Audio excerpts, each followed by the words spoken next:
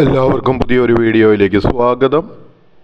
ഇന്ന് നമ്മൾ കാണുവാനായിട്ട് പോകുന്നത് പ്ലാന്റ് എന്ന് പറയുന്ന ആ പാഠഭാഗത്തു നിന്നുള്ളതാണ്. ഓക്കെ, വാട്ട് ഈസ് പ്ലാന്റ് അല്ലെങ്കിൽ പ്ലാന്റ് എന്ന് വെച്ചാൽ എന്താണ്? Plant or the plant kingdom is the classification for all plants on earth. അതായത് പ്ലാന്റ് എന്ന് പറയുന്നത് അല്ലെങ്കിൽ പ്ലാന്റ് കിങ്ഡം എന്നും അതിന് പറയുന്നുണ്ട്. അത് ഈ ഭൂമിയിലുള്ള എല്ലാ വൃക്ഷങ്ങളെയും കൂടി ഒരു വർഗത്തിൽ ആക്കിയിരിക്കുന്നതിനാണ് പ്ലാന്റ് എന്ന് പറയുന്നത്. Okay, what is the speciality of the plant cells? എന്താകുന്നു ഈ പ്ലാന്റ് സെല്ലുകളുടെ അല്ലെങ്കിൽ പ്ലാന്റ് സെല്ലുകളുടെ പ്രത്യേകത എന്നാണ് ചോദിച്ചിരിക്കുന്നത്. ഓക്കെ, അപ്പം നമുക്ക് സ്പെഷ്യാലിറ്റി ആയിട്ട് പറയാം. Plant cells are eukaryotic. അതായത് പ്ലാന്റ് സെല്ലുകൾ യുക്രിയോട്ടിക് ആണ്, ഓട്ടോട്രോപ്പിക് ആണ്, and have a rigid cell wall. അവ ഒന്നാമതായിട്ട് യുക്രിയോട്ടിക് ആണ്, രണ്ടാമതായിട്ട് ഓട്ടോട്രോപ്പിക് ആണ്, മൂന്നാമതായിട്ട് അവയ്ക്ക് റിജിഡ് സെൽസ് ഉണ്ട്. ഓക്കെ, അടുത്തതായിട്ട് plant cells contain chlorophyll. Plant സെല്ലിന് എന്താണ് ക്ലോറോഫിൽ എന്ന് പറയുന്ന ഒരു പിഗ്മെൻ്റ് ഉണ്ട്, a green pigment that is essential for photosynthesis. ആ പിഗ്മെൻറ്റ് വളരെ അനിവാര്യവുമാണ് എന്തിന്? ഫോട്ടോസിന്തസിസ് എന്ന് പറയുന്ന ആ പ്രവർത്തനത്തിന് വേണ്ടിയിട്ട്. അപ്പം നമ്മൾ മനസ്സിലാക്കുക, വാട്ട് ആർ ദ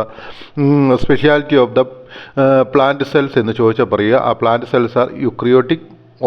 പ്ലാന്റ് സെല്ലുകൾ യുക്രിയോട്ടിക് ആണ്, ഓട്ടോട്രോപ്പിക് ആണ്, അതുപോലെ തന്നെ ഹാവ് റിജിഡ് സെൽ വാൾസ്. അവയ്ക്ക് വ്യക്തവും കൃത്യവുമായിട്ടുള്ള സെൽ വാളുകൾ ഉണ്ട് എന്നുള്ള കാര്യവും നിങ്ങൾ മറന്നു പോകാതെ ഇരിക്കുക. ഇപ്പോൾ യുക്രിയോട്ടിക് എന്താണെന്നും ഓട്ടോട്രോപ്പിക് എന്താണെന്നും ഒക്കെ പ്രീവിയസ് വീഡിയോസിൽ ഞാൻ പറഞ്ഞിട്ടുണ്ട്, അതുകൊണ്ട് ഞാനിവിടെ എക്സ്പ്ലെയിൻ ചെയ്യുന്നില്ല. ഓക്കെ, 91ാമത്തെ ചോദ്യം, what are the examples for plant? ഒരു പ്ലാന്റുകൾക്ക് എക്സാമ്പിൾ പറയുവാനാണ് നമ്മളോട് പറഞ്ഞിരിക്കുന്നത്. Examples for plants are wheat, rice, അതായത് ഗോതമ്പ്, മെയ്സ്, അതുപോലെ തന്നെ റൈസ് അല്ലെങ്കിൽ അരി അല്ലെങ്കിൽ വാട്ടർ മില്ലൻ അല്ലെങ്കിൽ തണ്ണിമത്തങ്ങ, ബീൻസുകൾ അല്ലെങ്കിൽ ബാമ്പു അല്ലെങ്കിൽ മുളകൾ അല്ലെങ്കിൽ ഈറ, ഇതിനെല്ലാം ഇതെന്താണ് പറയുന്നത്? നമുക്ക് ഉദാഹരണങ്ങളായിട്ട് പറയാവുന്നതാണ്. ഓക്കെ, ഇനി 143ാമത്തെ പേജിലേക്കാണ് നമ്മൾ വരുന്നത്. ക്ലാസിഫിക്കേഷൻ ഓഫ് അനിമൽസ്, അതായത് ജന്തുക്കളുടെ വർഗീകരണം എന്ന് പറയുന്ന ഭാഗമാണ് ഇനി നമ്മൾ വരുന്നത്. 143ാമത്തെ പേജിലേക്കാണ് നമ്മൾ വരുന്നത്. ഓക്കെ, ഒന്നാമത്തെ ചോദ്യമായിട്ട് തന്നിരിക്കുന്നത്, ഹൗ അനിമൽസ് ആർ ഗ്രൂപ്പ്ഡ്? എങ്ങനെയാണ് അനിമൽസുകളെ ഗ്രൂപ്പ് ചെയ്യപ്പെട്ടിരിക്കുന്നത് അല്ലെങ്കിൽ വർഗീകരിച്ചിരിക്കുന്നത്? Animals are grouped into different phyla based on their structure, body cavities, germ layers and symmetry. അതായത് നിങ്ങൾ മനസ്സിലാക്കുക, എങ്ങനെയാണ് അനിമൽസിനെ വർഗീകരിച്ചിരിക്കുന്നത് എന്നുള്ളതാണ് നമ്മളോട് ചോദിച്ചിരിക്കുന്നത്. ഒന്നാമതായിട്ട് അവയെ വർഗീകരിച്ചിരിക്കുന്നത് animals are grouped into different phyla. Phyla എന്ന് വെച്ച് കഴിഞ്ഞാൽ ക്ലാസ് അല്ലെങ്കിൽ ഗ്രൂപ്പ് എന്നൊക്കെയാണ് അർത്ഥം. ഓക്കെ, അപ്പോൾ അനിമൽസുകളെ അല്ലെങ്കിൽ ജന്തുക്കളെ വ്യത്യസ്തങ്ങളായ ഗ്രൂപ്പുകളായിട്ട് തരംതിരിച്ചിട്ടുണ്ട്. ബേസ്ഡ് ഓൺ എന്തിൽ ഉറപ്പിച്ചുകൊണ്ടാണ്? ഓൺ ദെയർ സ്ട്രക്ചർ എന്ന് പറഞ്ഞു കഴിഞ്ഞാൽ എന്താണ്? ശരീരത്തിൻ്റെ ഘടന. രണ്ടാമതായിട്ട് ഏതാണ്? ബോഡി എന്ന് വെച്ച് കഴിഞ്ഞാൽ എന്താണ്? ശരീരത്തിൻ്റെ അകത്തുള്ള എന്താണ് പറയുന്നത്? സ്ട്രക്ചർ, ബോഡി ക്യാവിറ്റീസ്, അതായത് ശരീരത്തിനകത്തുള്ള അറകൾ, ബോഡി ക്യാവിറ്റീസ്. ജേം ലെയേഴ്സ്, അതുപോലെ തന്നെ ഏതാണ്? ജേം ലെയേഴ്സ് എന്ന് പറയുന്ന ബീജപാളികളുണ്ട്, അവയെക്കുറിച്ചും. അതുപോലെ തന്നെ സൈമെട്രി, അതുപോലെ തന്നെ എന്താണെന്ന് പറയുന്നത്? സൈമെട്രി എന്ന് വെച്ച് കഴിഞ്ഞാൽ എന്താണ്? ശരീര സമ്മിതി എന്നൊക്കെ പറയുന്നതായിട്ട് വരും. അപ്പോൾ ഈ ശരീരത്തിൻ്റെ രൂപവും ഭാവവും ഘടനയും അതിനകത്തുള്ള ജേമുകളുടെ ഘടനയും ഇതെല്ലാം വെച്ചാണ് ഓരോ ജന്തുക്കളെയും വ്യത്യസ്ത ഗ്രൂപ്പുകളായിട്ട് തിരിച്ചിരിക്കുന്നത്. എനിക്ക് തോന്നുന്നു നിങ്ങൾക്ക് ഈ ഭാഗം മനസ്സിലായിരുന്നു. Animals are grouped into different phylas, അതായത് അനിമൽസുകളെ വ്യത്യസ്ത ഗ്രൂപ്പുകളായിട്ട് തിരിച്ചിരിക്കുന്നു ബേസ്ഡ് ഓൺ ദെയർ സ്ട്രക്ചർ, അവയുടെ ഘടനയും ബോഡി ക്യാവിറ്റി, ബോഡിയിലുള്ള അറകളും ജേം ലെയേഴ്സും അതുപോലെ തന്നെ സൈമെട്രി, ഇവയെല്ലാം ഉപയോഗിച്ചാണ് എന്താണ് ഈ അനിമൽസിനെ ഗ്രൂപ്പുകളായിട്ട് തിരിച്ചിരിക്കുന്നത്. ഓക്കെ, അപ്പോൾ നമ്മളിവിടെ ഒരു പുതിയ വേർഡ് കണ്ടായിരുന്നു ആദ്യം തന്നെ.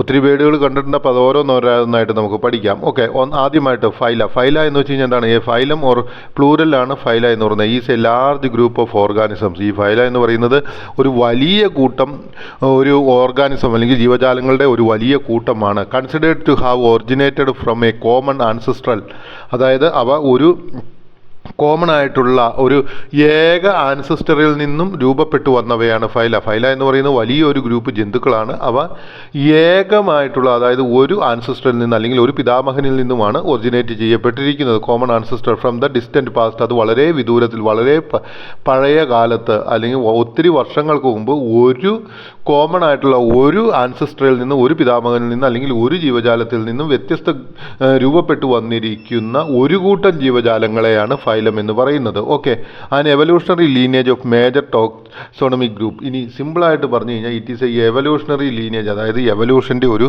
ലീനേജ് ആയിട്ട് പറയാം. മേജർ ടോക്സോണിക് ഗ്രൂപ്പ്, അതായത് ഒരു വർഗീകരിക്കപ്പെട്ട ഒരു വലിയ ഗ്രൂപ്പായിട്ട് അതിനെ നമുക്ക് കാണുവാനായിട്ട് സാധിക്കും. ഇനി 94ാമത്തെ ചോദ്യം, വാട്ട് ആർ ജേം ലെയേഴ്സ്? അതായത് ജേം ലെയേഴ്സിൻ്റെ കാര്യവും നമ്മൾ മുകളിൽ പറഞ്ഞായിരുന്നു. അപ്പോൾ ജേം ലെയേഴ്സ് എന്താണെന്നാണ് ചോദിച്ചത്. Germ layer is A group of cell in an embryo. അതായത് ജേം ലെയേഴ്സ് എന്ന് പറയുന്നത് എന്താണ്? എംബ്രിയോയിലുള്ള ഒരു കൂട്ടം സെല്ലുകൾക്ക് പറയുന്ന പേരാണ് ലേം ജയേഴ്സ് എന്ന് പറയുന്നത്. ഇനി 95ാമത്തെ, in biology what is symmetry means the repetition of the parts of an animal or plant in an ordinary fashion. അതായത് ഒരു ജീവജാലത്തിൻ്റെ ശരീരഭാഗങ്ങൾ പിന്നെയും പിന്നെയും ഒരുപോലെ തന്നെ ഉണ്ടാക്കുകയാണെങ്കിൽ അതിനെ എന്ത് പറയുന്നു?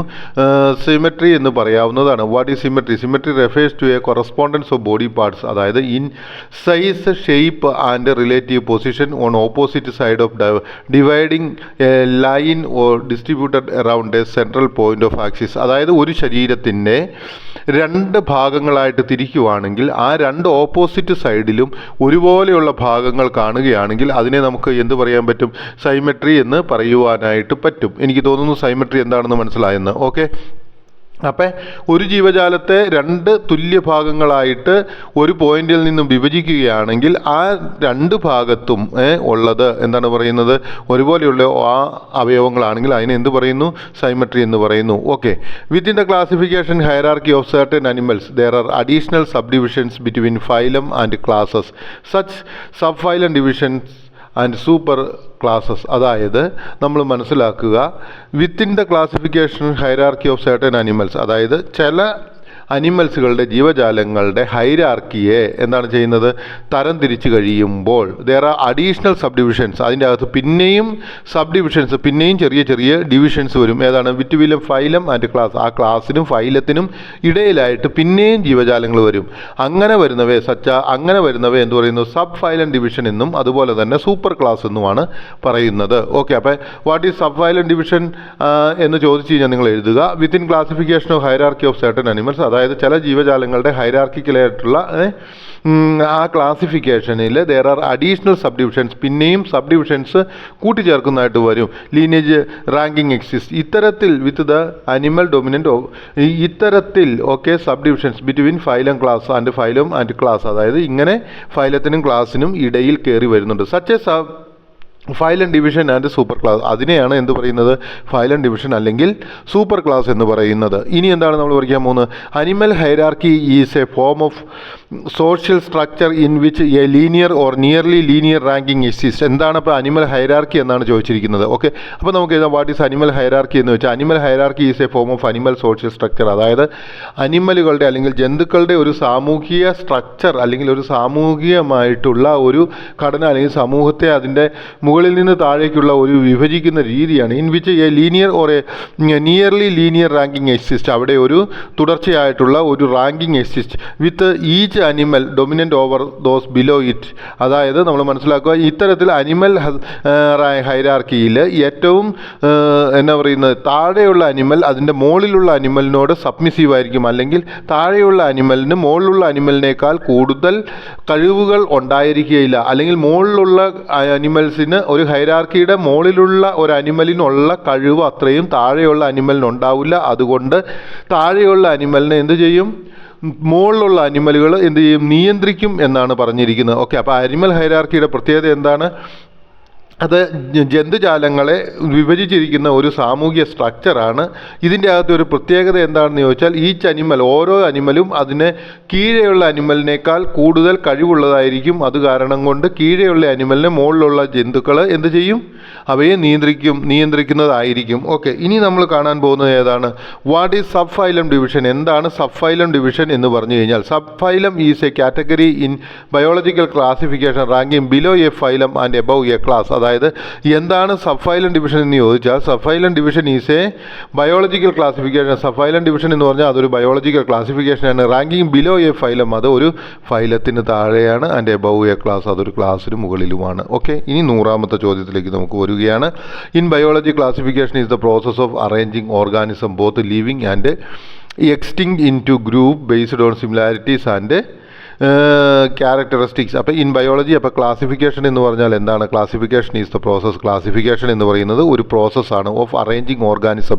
അവിടെ ജീവജാലങ്ങളെ അറേഞ്ച് ചെയ്യുകയാണ്, ബോത്ത് ലിവിങ് ആൻഡ് എക്സ്റ്റിൻറ്റ്, അതായത് മരിച്ചതും അതായത് വംശനാശം വന്നുപോയതും ഇപ്പോൾ ജീവിച്ചിരിക്കുന്നു, ഇൻ ടു ഗ്രൂപ്പ്സ്, അവയെ വ്യത്യസ്തമായ ഗ്രൂപ്പുകളായിട്ടാണ് ചെയ്യുന്നത്. ബേസ്ഡ് ഓൺ സിമിലർ ക്യാരക്ടറിസ്റ്റിക്സ്, അവയുടെ ഒരേപോലെയുള്ള സ്വഭാവങ്ങളുടെ അടിസ്ഥാനത്തിൽ ഓരോ ഗ്രൂപ്പുകളായിട്ടാണ് അവയെ തിരിക്കുന്നത്. ഓക്കെ, ഇനി 101ാമത്തെ ചോദ്യം, വാട്ട് ഈസ് സൂപ്പർ ക്ലാസ്? എന്താകുന്നു super class? The classes from which the sub class derived is called super class. അതായത് സൂപ്പർ ക്ലാസ് എന്ന് പറഞ്ഞാൽ ഏത് ക്ലാസ്സിൽ നിന്നാണോ സബ് ക്ലാസ്സുകൾ ഡിറൈവ് ചെയ്ത് അല്ലെങ്കിൽ രൂപപ്പെട്ടു വന്നത് ആ ക്ലാസ്സുകളെയാണ് സൂപ്പർ ക്ലാസ് എന്ന് പറയുന്നത്. അതായത് സബ് ക്ലാസ്സിന് മുകളിലുള്ള ക്ലാസ്സുകൾ, അല്ലെങ്കിൽ ഏത് ക്ലാസ്സിൽ നിന്ന് സബ് ക്ലാസ്സുകൾ ഉണ്ടായി വന്നുവോ അല്ലെങ്കിൽ സബ് ക്ലാസ്സുകളായിട്ട് ജീവികളെ തരം തിരിക്കുന്നുവോ ആ ക്ലാസ്സിൻ്റെ അവയെല്ലാം കൂടി കൊണ്ടുപോകുന്ന ഒറ്റ ക്ലാസ്സിന് പറയുന്ന പേരാണ് സൂപ്പർ ക്ലാസ് എന്ന് പറയുന്നത്. എനിക്ക് തോന്നുന്നു ഈ പേജ് നിങ്ങൾക്ക് ഈ ഭാഗം നിങ്ങൾക്ക് മനസ്സിലായെന്ന്. ഇനി നമ്മൾ അടുത്ത വീഡിയോയിലേക്ക് പോവുകയാണ്.